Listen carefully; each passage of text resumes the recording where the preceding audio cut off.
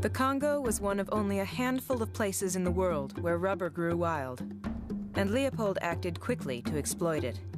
He formed the Force Publique, an army of Belgians and Africans, and got them to force Congolese natives into rubber harvesting. It was dangerous work and required scaling the tops of trees where the valuable vines hung.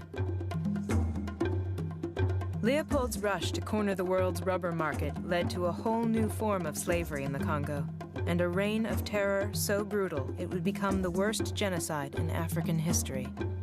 It began with a hard leather whip called a chicotte.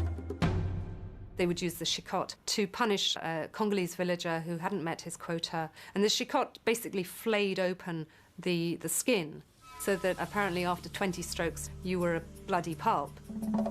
And if you had the misfortune to have 50 strokes or 100 strokes, you died.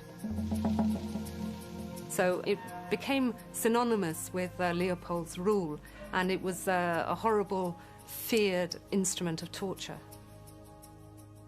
But to the outside world, the Congo seemed like a perfect colony, profitable, productive, and civilized, all thanks to King Leopold. Meanwhile, inside the Congo, things went from bad to worse. When the rubber workers inevitably collapsed from exhaustion, starvation, or disease, the Force Publique shot them and were ordered to cut off their hands. The Force Publique were issued with bullets, and the officers who were commanding these mercenaries wanted to see results. So for one of these soldiers not to get punished, if he was sent out with 10 cartridges, he had to have 10 hands of his victims. It's proof that he hadn't wasted his bullets.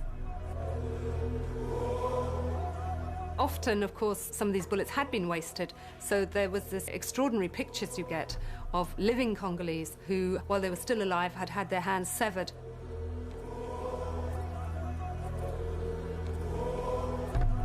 Leopold set new standards in colonial brutality. I think he did that because he just was a man in a great hurry, and he didn't think of the Congolese as human.